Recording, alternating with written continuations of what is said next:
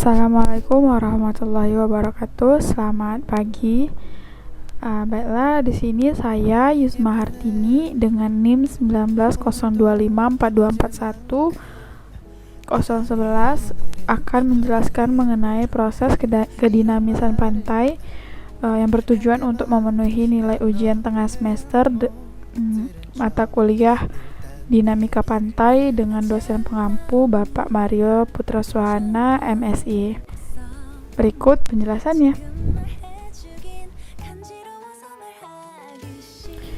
Pantai merupakan batas antara wilayah daratan dan wilayah lautan. Kawasan pantai itu memiliki sifat dinamis atau merupakan kawasan yang dinamis dengan berbagai macam ekosistem yang hidup dan saling berkaitan satu sama lain. Perubahan garis pantai merupakan salah satu bentuk kedinamisan yang terjadi secara terus-menerus. Proses tersebut terjadi akibat dari sedimentasi karena adanya gelombang dan arus yang saling berinteraksi secara terus-menerus dan secara langsung di pantai tersebut. Selain faktor-faktor tersebut, terdapat juga faktor lain, yaitu faktor antropogenik, yaitu adalah faktor yang disebabkan oleh aktivitas manusia, di mana manusia melakukan misalnya penggerukan pantai atau melakukan hal-hal sekitar pantai yang mengakibatkan terjadinya sedimentasi ataupun abrasi itu sendiri. Proses tersebut terjadi akibat dari sedimentasi karena adanya gelombang dan arus yang saling berinteraksi secara terus-menerus dan secara langsung di pantai tersebut. Selain faktor-faktor tersebut, perubahan garis pantai dapat terjadi akibat faktor antropogenik, di mana faktor antropogenik itu merupakan faktor yang disebabkan oleh manusia, baik itu penggerukan yang dilakukan oleh manusia ataupun aktivitas lain yang dilakukan oleh manusia. Kemudian perubahan lingkungan pantai itu bisa aja terjadi secara lambat ataupun bisa cepat, tergantung sama daya imbang antara topografinya, batuan, dan sifat-sifat dengan gelombang, pasang surut, dan angin. Kemudian secara garis besar, proses geomorfologinya itu bekerja pada pantai dapat dibedakan menjadi dekstrusional dan konstruksional. Nah, pada proses itu terdapat dua, yaitu proses dekstrusional adalah proses yang cenderung merusak bentuk lahan yang ada sebelumnya. Sedangkan kalau yang konstruksional itu dia proses yang menghasilkan bentuk lahan baru. Jadi di proses konstruksional dia akan menghasilkan lempengan-lempengan atau bentuk dari tanah yang baru daripada tanah aslinya. Nah, perubahan garis pantai ini terjadi dengan yang disebut dengan namanya proses geomorfologi, di mana proses geomorfologi ini terjadi pada setiap bagian pantai yang melebihi proses terjadinya. Prosesnya itu terjadi menjadi 3 bagian, ada gelombang, arus, dan pasang surut.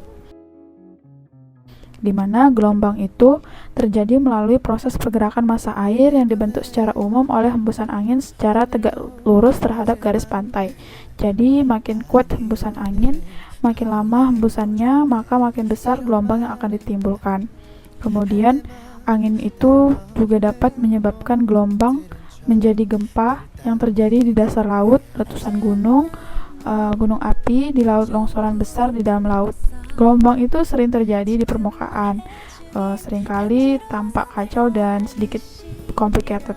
Hal ini karena gelombang itu merupakan pertemuan berbagai gelombang yang datang dari berbagai arah, sehingga gelombang saling tumpang tindih. Dan itu terjadi karena adanya sifat kedinamisan dalam air. Karena air itu bersifat dinamis, makanya hal tersebut tampak kacau dan tak ada arah. Kita bisa melihat bagaimana gelombang itu melakukan kedinamisan pada pantai sesuai dengan gambar berikut ini.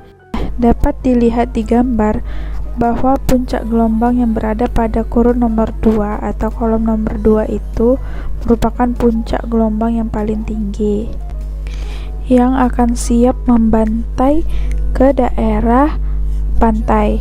Bisa dilihat di sebelah kanan merupakan bagian dari merupakan bagian dari abrasi atau erosi, sedangkan yang bagian kiri merupakan bagian dari sedimentasi.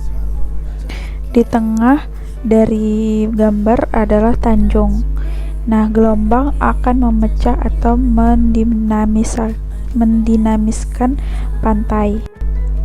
Gelombang akan datang ke daerah pantai, lalu akan memecah atau mendinamiskan pantai dengan cara membuat pengikisan pada pantai seperti yang gambar sebelah kanan, dan akan membuat pendangkalan pada pantai seperti yang sebelah kanan dengan memperhatikan bagian bawahnya, yaitu terjadinya penambahan pada sedimen. Nah, tanjung yang di tengah tadi itu yang terhempas oleh gelombang juga akan mengalami pengikisan ataupun pendangkalan, atau bisa dikatakan bahwa pengikisan dan pendangkalan itu juga dapat berasal dari tanjung. Tanjung yang awal mulanya menjorok ke laut lama-lama akan terkikis dan menghilang dari daerah tersebut sehingga merubah bentuk dari pantai itu sendiri.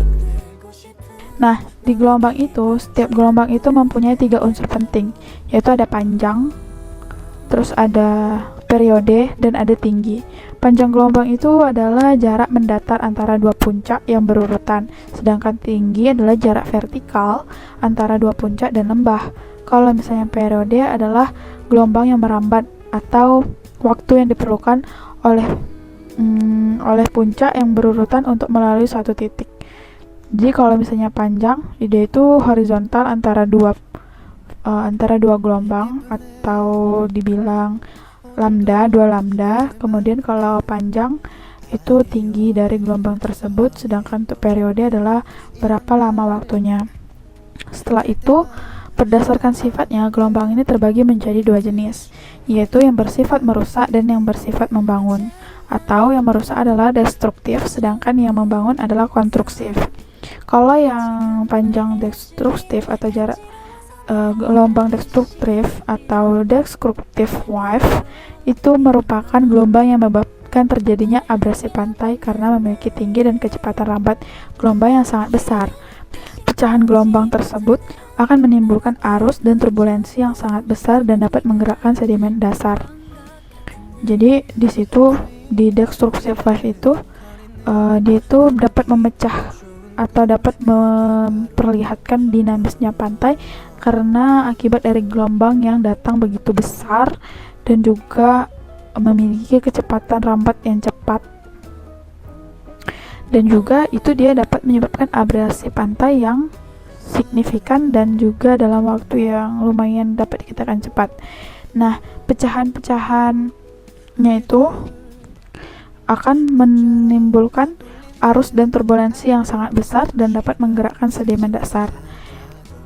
Dahfuri dan kawan-kawan itu menyatakan bahwa gelombang yang pecah di daerah pantai merupakan salah satu penyebab utama terjadinya proses erosi dan sedimentasi di pantai. Nah, jadi pecahan gelombang itu terdapat 4, contohnya adalah spilling dan sebagainya. Kemudian yang kedua adalah arus. Di arus ini adalah pergerakan massa air secara vertikal dan horizontal sehingga dia itu bisa menuju keseimbangannya atau gerakan air yang sangat luas yang terjadi di seluruh lautan di dunia. Arus itu juga merupakan gerakan mengalir suatu massa air yang dikarenakan tipuan angin atau perbedaan densitas atau pergerakan gelombang panjang. Arus ini juga merupakan faktor yang berperan dalam pengangkutan sedimen di daerah pantai. Arus juga berfungsi sebagai media transport sedimen sebagai agen pengorosi, yaitu arus yang dipengaruhi oleh hempasan gelombang yang datang menuju pantai dan menimbulkan arus pantai. Nah, untuk laju transport sedimen sepanjang pantai itu bergantung pada arah sudut datangnya gelombang atau durasi dan besar energi gelombang yang datang. Apabila gelombang yang terjadi membentuk sudut terhadap garis pantai, maka akan terjadi 2 proses angkut sedimen yang bekerja bersamaan, yaitu tegak lurus onshore, offshore transport, dan sejajar garis pantai atau longshore transport. Jadi ada onshore, offshore transport, dan longshore transport, di mana onshore-offshore transport adalah perpindahan sedimen pantai yang menuju dan meninggalkan pantai atau arah perpindahan sedimen tegak lurus pantai, sedangkan longshore transport adalah perpindahan sedimen yang mempunyai arah rata-rata sejajar garis pantai. Arah perpindahan bergantung pada arah arus sejajar pantai. Arus juga dapat mengakibatkan abrasi dan akresi. Abrasi pantai itu merupakan proses pengikisan oleh tenaga gelombang laut dan arus laut yang bersifat merusak. Kalau misalnya sedimentasi atau akresi itu merupakan pendangkalan atau penambahan daratan pantai akibat adanya pengendapan sedimen yang dibawa oleh air laut. Kemudian yang ketiga yaitu pasang surut. Pasang surut atau pasut adalah pergerakan naik turunnya muka air laut secara berirama yang disebabkan oleh gaya tarik bulan dan matahari. Nah, kalau misalnya itu yang paling mempengaruhi adalah gaya tarik bulan, karena arah bulan dan bumi itu sangat berdekatan. Lain halnya dengan arah tarik antara bumi dan matahari, karena dapat dikatakan jarak antara bumi dan matahari cukup berjauhan dibandingkan dengan arah jarak bulan ke bumi. Kemudian pasang naik akan menyebabkan sedimentasi di dekat pantai, sedangkan surut dia akan menyebabkan majunya sedimentasi ke arah laut lepas. Di perairan pantai, terutama di teluk dan selat yang sempit, gerakan naik turun muka air laut akan menimbulkan terjadinya arus pasang surut. Biasanya arahnya kurang lebih bolak-balik. Misalnya jika muka air bergerak naik, arus mengalir masuk, sedangkan pada saat muka air bergerak turun, arus pun mengalir keluar. Di tempat-tempat tertentu, arus pasang surut ini cukup kuat. Pasang surut di perairan Indonesia contohnya itu merupakan cermin sistem pasut dari Samudra Pasifik dan Samudra Hindia. Berdasarkan perhitungan sifat pasut atau pasang surut, perairan di Indonesia dikelompokkan ke dalam dua hal, yaitu pasang surut tunggal atau satu kali pasang dan satu kali surut dalam sehari. Kemudian ini sering terjadinya di Indonesia bagian barat. Kemudian kalau yang pasut ganda atau dua kali pasang dan dua kali surut dalam sehari yang mendominasi di wilayah Indonesia bagian timur. Baik, sekian yang dapat saya sampaikan. Lebih dan kurangnya saya mohon maaf. Saya Yusma Hartini mengakhiri presentasi ini dengan mengucapkan wabillahi taufiq wal hidayah. Wassalamualaikum warahmatullahi wabarakatuh. Terima kasih sudah menonton.